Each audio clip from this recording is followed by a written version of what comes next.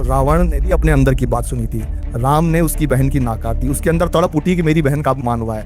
गलती राम और लक्ष्मण की ओर से शुरू हुई थी। लक्ष्मण ने शूर्पणखा की नाक काटी, उसका जो बदला लिया, अपनी बहन की अपमान का बदला रावण को लेना था, ये धर्म कहता। या व्यक्तीने जर वाल्मिकी रामायण किंवा रामचरितमानस वाचले असते तर असा प्रश्न विचारला नसता।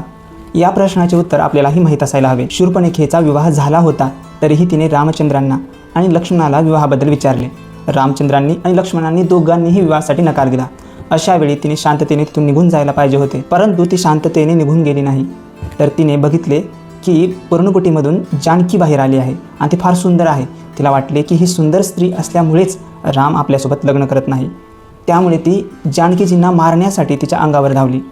अशा वेळी का तिची पूजा केली पाहिजे, का तिला फुलांचा हार घातला पाहिजे? अशा वेळी ती राक्षसी नाही, ती कोणी साधारण स्त्री नाहीये, ती सीतादेवींना मारण्यासाठी अंगावर धावून आली होती। म्हणून लक्ष्मणाने तिचे नाक आणि कान कापले। आता पुढला प्रश्न येतो की रावणाने काय चुकीचे केले? त्याने तर आपल्या बहिणीचा अपमानाचा बदला घेण्यासाठी जानकीजींचे हरण केले, तर हा सुद्धा मोठा गैरसमज आहे। त्यानंतर शूर्पणखा खर आणि दूषणला घेऊन आली। खरदूषण सोबत 14,000 राक्षस सेना घेऊन आले।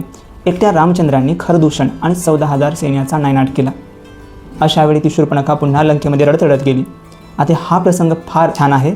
यामध्ये ती रावणाला सांगते की एकट्या रामचंद्राने खरदूषणचा नाश केला आणि त्याने 14,000 सेनेचा नाश केला। माझे कान आणि नाक कापले, लक्ष्मणाने कापले। एक अध्याय भरून शूर्पणखा आपले गाऱ्हाणे सांगते, परंतु तरीही रावण बदला घ्यावा असा काही विचार करत नाही। शूर्पणखेने बघितले की आपण एवढे सांगूनही रावण काही युद्ध करण्यासाठी उद्युत होत नाहीये। मग तिने विचार केला की हा रावण तर कामी आहे, याला काम वासनेचाच आधार घेतला पाहिजे। मग ती म्हणाली की पहा, रामाची फार सुंदर पत्नी आहे आणि अशी स्त्री या जगात सुंदर कोठेच नाही, ती तुला शोभेल। यावेळी रावणाची कामवासना जागृत होते आणि रावण विचार करतो की मग त्या स्त्रीला पळवून आणले पाहिजे।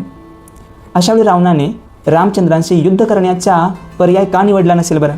रावणाला माहीत होते रामचंद्रांसोबत आपण युद्धात टिकू शकत नाही आणि त्याने शूर्पणखेचा बदला घ्यावा म्हणून सीताचे हरण केले नाही।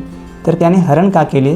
कारण तो कामी होता, त्याने आधीही कित्येक स्त्रियांचे हरण केले होते। यासाठीच मी सर्वांना विनंती करतो की स्वतः रामचरितमानस किंवा वाल्मिकी रामायण यांचे एकदा नीट अध्ययन करावे।